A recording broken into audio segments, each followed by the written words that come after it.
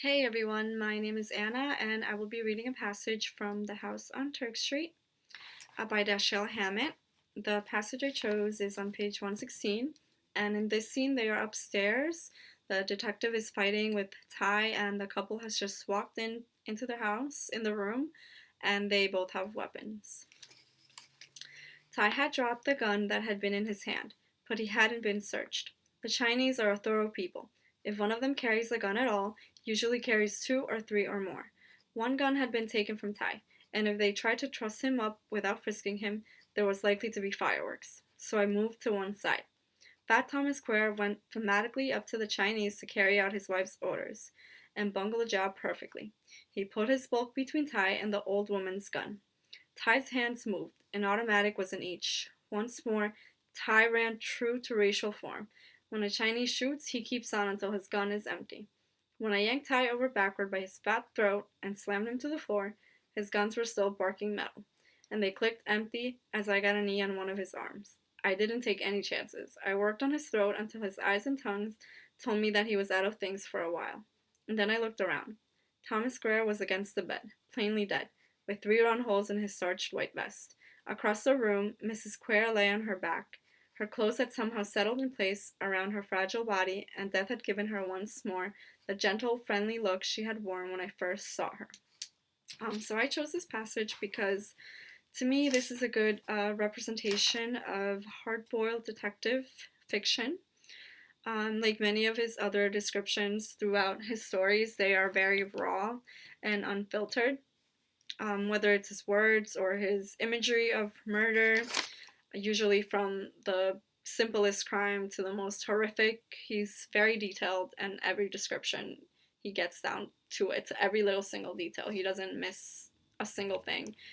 Even in this little passage where there's no mention of blood or anything like that, but he describes in full detail how he laid on Ty to make sure he wasn't breathing, to make sure he was weak so he couldn't do anything against him. So he vividly describes how he's leaning against him with his knee, and his Ty's eyes are starting to go back because he's starting to choke and he's starting to pass out. And this is what he's making sure that he's doing, so he can't hurt him. I also chose this because when I saw the lectures, I think it was lecture 1B, I believe, it reminded me a lot about what the professor was saying about how the detective is when it comes to race and gender. And in this passage, as you can tell, he's being a little racist and a little stereotypical when it comes to referring to Ty. He decides to trust his gun and follow his intuition regarding his assumption of Chinese people, that if they carry a gun, they are definitely carrying more than just one. He also mentions his race again when he's describing the shooting. So Ty starts shooting at Mr. Quare, and he says he runs true to his form and he keeps on until his gun is empty. And I guess this is another assumption or that he knew or heard about Chinese people, because he says Ty ran true to racial form. This also speaks about, I guess, the detective, I guess you could say his thoughts when it comes to gender. In the prior page, he referred to Miss Quare as a witch of the blackest, most malignant sort, just because of the way that she came into the room with the enormous revolver. So now he saw her as a witch, and that's why in this passage he says that when she's dead, he describes her as once again being having the gentle, friendly look that she had worn when he first saw her. And I guess it makes me question the detective a lot.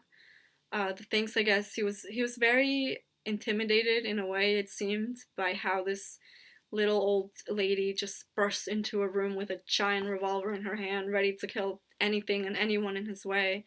And I guess in that moment he was wishing that he had that sweet old lady back in the room that he first met when he went into her house.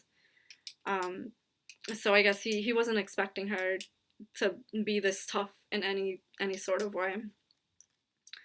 The detective, I think, whose real name we haven't even been told so far, is very different than our other detectives in many ways. To begin, to start with, he's an official detective. He actually has a name and he works for an agency. But he's also very blunt and very sarcastic with the criminals he encounters. And he always seems to have a poker face. Throughout the passages, he makes a lot of jokes, sometimes kind of mean and bad jokes towards mostly women, I noticed. So again, it goes back to that idea of his perspective on genders and race. Um, yeah, I guess it would be interesting to find out like his actual real personality. Um, what he's like a man of his sword is actually like, because in the stories he's just very tough, very, he's not, we don't really see like any emotion in him, none of that. It's all just like blank, like poker face. Besides his like sarcasm and his racist and stereotypical jokes, that's all we see of him. Like a very cold, very like straightforward to the point. Like all he does is work. All he cares about is getting his job done. Like that's all we see in him. So I guess it would be interesting to see like what his side really was, like his emotional side, like his personality. But yeah, that's all I have to say. So thank you for listening and be safe.